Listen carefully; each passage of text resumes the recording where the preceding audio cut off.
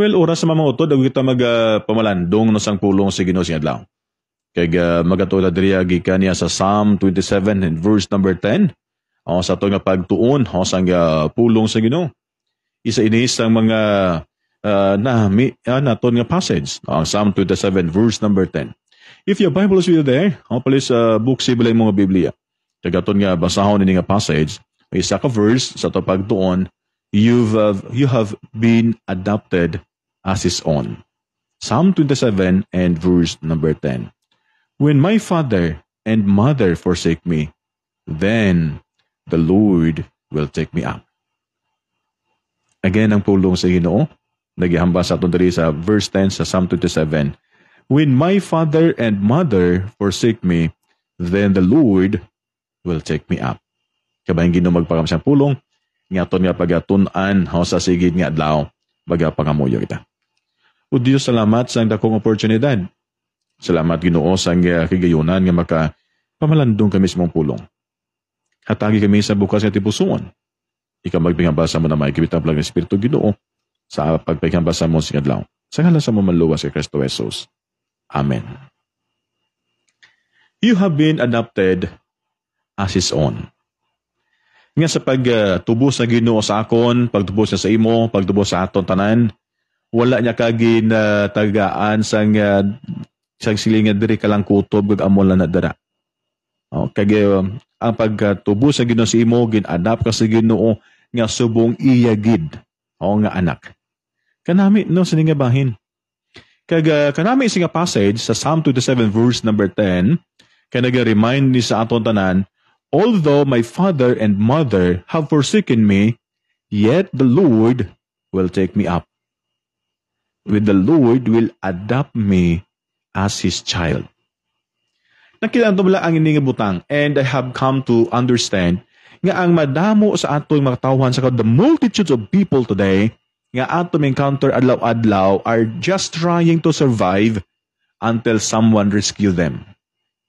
Tuto may isa lang gidya nga mag-rescue sila. Magsalbar sila, magluwang sila, that someone could be you or me. Mga tao nga nablang, nang kung mo gablang nga tulukon sila, wala sila sa may mahimo. Kag wala man sa may makaon. Kaysa gareklamo ta sa ito mapagkaon, but remember, damo na tawos palibot mo wala pagkaon. Oh? Kaysa makita mo bala ang aton mga post, with all respect, sa mga post naton ng mga pagkaon, with all respect, pero makita mo lang mga post, namila pagkaon ba? Samtang gapungko, kagalantaw ka sa mga wall, sa imo FB, namit pagkaon ba? Dumabusog ka na lang maglantaw. While others, wala na pagkaon. Samtang kita nagareklamo kag magkaon ta sa restaurant, ginabili na panato na nga madaho pabilin, wala panato na ubos kaon, while ibanda nga matawo sa guwa sa restaurant, wala gakaon, wala sa pilindog bakal pagkaon. Just trying to survive until someone rescue them. And that someone could be you or me. Utol ganing gugma, wala na sa pinakabudlay nga kabuhi sa isa ka anak, sa isa ka pamilya, nga inablang bayaan ka sang imo amay kag sang imo iloy. Oo. Nga minras ara lang imo ginikanan kag may istorya mo sila, may ara gid dako iya nga bulig sa imo encouragement nga mabatian mo sila. Pero kung wala ka na sang parents, wala na imo nga nanay, wala imo nga tatay, amo nang budlay. Budlay ganaya. Kaya di na ito makita, bala ang kanami sa inyo sa rahanay, wala na. And the various kinds of abuse na makita naton against sini nga mga tao nga wala ilang mga parents. And I felt very alone, forgotten and abandoned, and maybe that's a nightmare para sa tanan. Sa tanan nga wala na bala parents, no? Na wala ko may kinanglan ka, di mo gid magalang na magayo kasi sang kwartas ila. Pero kung may problema ka, you can talk to them.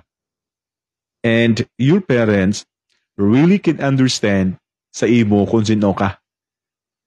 Simple lang man nga bagay, di ba no? Pero amo na ang pinakadako nga bahin. Sa talbi, and finally, decided nobody was going to help you, nobody can help me, and then proceeded to survive. In that circumstances until nga maiskapo ka makago kasi na nga problema. Kanami nga passage. Sang na sa patay si Papa, okay lang, harap pa si Mama. Sa napatay si Mama, wala na tagli parents. Okay lang, may mother-in-law pa ko nabilin. Pero utod, isa sa mga buta nga naghatag encouragement sa akon, maybe it would also encourage you. Although my father and mother have forsaken me, sila sa psalmist, yet the Lord will take me up. The Bible says that in God's love, sa gugma sang Diyos, kasi ang gugma sa Ginoo ginpili niya ikaw, ginkuha niya ikaw, ang gingamit doon ni Paul sa Ephesians chapter 1 verse 4, ang word He choose us. Actually, iba siya pick us out for Himself as His own. Ginkuha niya ikaw. Giangko niya ikaw nga subong iyagid ko galingon nga anak. Amo na kanami sa passage. In Christ before the foundation of the world, ginplano na daan sang gugma sang Ginoo. And because of His love, hindi niya kapagpabayaan, hindi niya pagisikway, but He adopted us as His own children. Abiyan amo na yung pinakanami. That's why nga, hindi ka dapat ma-discourage, hindi ka dapat magbatsyag sang tuman nga kasubo. Kung imo nga mga parents, wala na, because God is there. Tulupandamla ang ginambas ng pulo sa Ginoo. Ang ginambas na, He planned in love for us to be adopted as His own children. Kanamit, sinibala ko yung tulupang doon. Because ang pinakataon din nga pulo nga tumagitan, ang great deal of healing.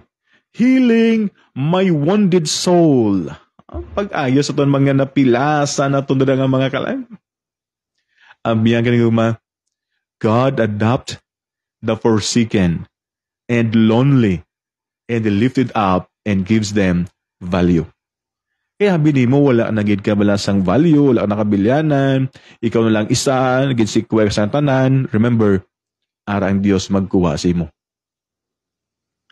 Kaya pag-adapt sa imo, hindi lang yan nga simple nga bagay, but He count you as His own. Subong iyagid nga anak. Amo na ko natulapang doon bila utod. Just try to imagine how much differently we could treat people. Ako na tutulukon bila ang kada isa sa aton, kada katawhan, kada isa sa katawo sa aton, if we really look at them the way she did. Kung paano ang ginimo niya, paano na ito sa lantaw. Nga, kung mabatsagan niyo that each person, nga imo masugata, nga imo makitan, kayo, it is Jesus in disguise. Tulukon mo sa bilangas, parang kasi Jesus, hindi ka tao. Just try to imagine. And kung ano ang pinakanami makita ni mo dala, kung nakita ni mo gidatret mong tao, ang arat na si Jesus sa pod niya. And Jesus said, in Matthew chapter 25 verse 45, kung di mo makita bala ang ginambal siya, Jesus said, if we do good or bad to even the least of people, we do it to God. We do to Him. Lano ba lang yung mga Biblia? Matthew chapter 25 verse 45, sila ni Jesus, if we do good or bad to even least of people, we do it to Him.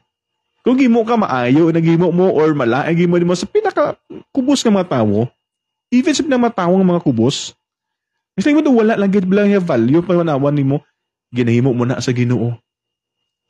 That's why we should always put in mind nga kung anong imo ginhambal sa nga tawo, ginhambal mo sa Dios. Ang Ginoo nagtugas siya eh. Ang Ginoo nagtugas sa aton. No, so kung ginasuyaan mo nimo, hinikaya nimo ang itsura sa nga tawo, ginikaya nimo ang manunuga. Pira na to na. It is for us, na ano man nga klase itsura man. Ginoo nagtugas na. Kung tawo nagtugas na, pwede mo na sa ito na, no? Kaya mga hinubra mo kung ang itsura ko yaman. Puti Ginoo nagtugas iya. We are all created in God's image. Therefore, sa tubangan sa Ginoo, palariho tatanan. And sa ato yung awan, kita yung matawo, of course. Yay, naigigaya yung tao, ka na, ano gid siya? Pero tanan kita, we are wonderfully and fearfully made by God. Ha? Amo na mo nato tulabang dam lotod. In other words, tulabang dam la ining kamatuoran dala sa Matthew chapter 25 verse 45. In other words, He takes our treatment of others personally. The way I treat you, paano mo ko gitratar? Paano ikaw itreat? Paano ko itagaan sa pagtratar? Ginahimo ko na sa Ginoo. He takes our treatment of others personally. If someone insulted, slighted, ignored, or devalued, isa sa aton mga utod, I would take it a personal insult for God. Kung imo na ginahimo utod, kag ako nahimuon, ginhimo na ako na stubangan sa Dios. Kag imo na para sa Ginoo. Kung ginisultuhan nimo siya, ay kaya mo ka lang niya di ba lang? Sang gagmay patakagi man tana. Dadamo insulto to na batian. Samtang gag-eskwela wala kami dadamo insulto na man na. Okay sa madumduman mo lang na matusunay no kag na mo makurso nila yaman. Pero kung imo gilit mo duman if you are following Jesus, kag na-claim kang ikaw sumulunod di ginong Jesus. Kag tapos amo nang imo ginambal insultuhan mo siya. O ginambal mo sa sanglain nga matinaga ginabuyayaw nimo siya. Remember, ginabuyayaw mong Dios. Ginasultuhan mong Dios. You devalued God. Because God will take it personally. That's why utod, likawan nato ni, no? Likawan nato ni nga bahin. Ako nato na pang doble nga bahin. So why it is so hard to understand that God feels the same way. But saga na sa Ginoo. Because He is our Creator. He is our Father. He is our God. Let us all strive to build people up and to make everyone nga tumasugata, nga tumasumagkikit ansing adlaw, i-build up nato nilang relationship with God. Pagi sa aton nami nga pakigangot sila, pagi sa aton manami nga pagpigstorya sila. Regardless kung ano man na siya, regardless kung ano man ang trabaho niya, ano man ang iyang sitwasyon, ano man na ang iyang attainment, ano man na kanubo pananawan sa tao sa iya, remember, sa Ginoo, palariyo tatanan. Sa kalibutan lang niya ang mga level niya. Sa Ginoo niya palariyo tatanan, alalangay tatanan. And one common thing, if I will die, if you will die, mapantay kita, mabusa ito matayon, common thing, isa man lang gyapon ka lugar ato kadtuan, 6 feet below the ground man lang gyapon ta. Palariyo man lang nagyapon ato lulubngan. And pinapagid ka namin ibutang palariyo tatanas tubangan sa Ginoo. Hindi na ito sa isultuhan. Di na sa pagikayan. Di na sa pagtagaan sa mga sakit nga matinaga because you do it for God.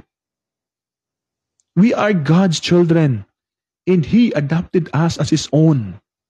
Kung ikaw, tatay, for example, karon tatay, mabatian mo imo nga bata nga ginabuyayaw sa isa katawong hindi mo gani ka ano-ano na, ano ba tsagan mo nga amay? Ibla sakit man? Dahil mo kuha si mo taas sa talibong kag, dali dinto nagsuya si mo. O, di ba la? Utod ka ginigugma. Mabatian imo ang ginigugma, mag-imo nga pamilya nga ginasuya ang ginahikayan. Ano blatsagon mo? Ano yan blatsagon sa Ginoo kung ginahikayan nato ng isa kag isa? Kung ginahikayan naton siya, ano yan iblatsagon sila? We are adopted by God. We are adopted by God as His own children. Siya ang aton nga amay. If God is your Father, God is our Father. Siya ang aton manunuga. Therefore, kung ginhikaya ni mong isa katawo, ginhikaya ni mong nagtuga siya. Every time and everyone we encounter, we need to build him up. Batsagan naton, pabatsagan siya nga maayo siya. Pabatsagan naton nga may value siya. Pabatsagan naton siya nga may ara sa dakong kabilyanan sa tubangan sa Ginoo. Di nato sa pababatsagon nga wala siya sangkang tanan sa Dios. Yes, Odon. Sa ligad na walang Ginoo ihangay ni gugma. That ang aton mahimo mo ni ihatag naton sa iya pabatsagon, okay, Otod, amo na panawan mo sa gulingon mo, okay, mapanawan na wala ka kid klaro sa mga ba't sa Ginoo, naidako ka gid nga kabilyanan, kag klaro gid gamiton ka sa Ginoo. Trust God. Tuhan ang tumlang Ginoo, saligan tumlang Ginoo. If you feel like you can't trust anyone and you have to take care of yourself in order to survive, begin to trust God. Mamatsagan mo, di gidya kasalig sa iban. Ngayon wala ka na isip nga saligan, di ko gulingon mo na saligan mo. It's now the right time nga magsugod ka pagsalig sa Ginoo. Because if you really trust God, you can trust also others. Pwede ko na sa saligan. Kapati na sa Ginoo, kilala niya Ginoo, kasalig sa Ginoo. Pareho man lang among Ginoo natutuhan sila. If you feel like you can trust anyone and you have to take care of yourself, agud makasurvive ikaw, begin to trust God. So good ka sa pagsalig sa Ginoo abyan. Tinayaga abyan, ikaw nagalantaw sa programa, ikaw nagapamati sa programa sing aga. Kaga tutuod gid nga nabatsagan mo daw ka kulang sa imo kang tanan sa Ginoo. Daw ka kulang sa imo relasyon sa Ginoo. Daw ka something may ara gyud nga pangita, pagid nga gusto mo labuton sa imo relasyon. Why not come to Jesus today? Kaga siling mo sugulingon sing aga Ginoo ari ako. Ginakon Lord nga ako makasasala. Patawaran ko sa masalanan. Ginatuan ako ni Kao, nga akong Diyos, kag personal nga maluluwas. Sa ngalan na ng Jesus. Kabay pa. Abyan mo na ang decision today. Himuta na ang decision because God adopted us as His own. Begin to trust God. Because He chose you and adopted you as His own. And once nga makilaan mo kamatuoran about yourself, you can begin to help others know it for themselves as well. Kung kilala mo kugalingon ni mo, then buliga mo mang iban, makilala nila kugalingon, kag saliga nila, ang Ginoo, ang ginasaligan ni mo. Kag tuhan ang Ginoo, ginatuhan ni mo. Again abyan, God adopted us as His own. Maraming salamat, Totod, ganigugma sing adlaw, kabay pang nangin pakamay sa tanang pulong sa Ginoo, kag kabay pang magabulig ni sa ton, nga mag-lift up and building up one's relationship. God's willing, buwas, abdan na italibat, dali lamang sa itong programa Morning Greetings and Devotion, at tuntunan buwas ang Proverbs chapter 17 verse 22. Our God is not a killjoy God, because God wants you to laugh. Luyag si Ginoo magkalipay ka. Luyag si Ginoo magkadlaw ka, magkasadya ka. At tuntunan buwas si adlaw, dali lamang sa itong programa Morning Greetings and Devotion. Magkapangamuya kita. Ginoo, salamat gid sa pagpanomdom sa amon.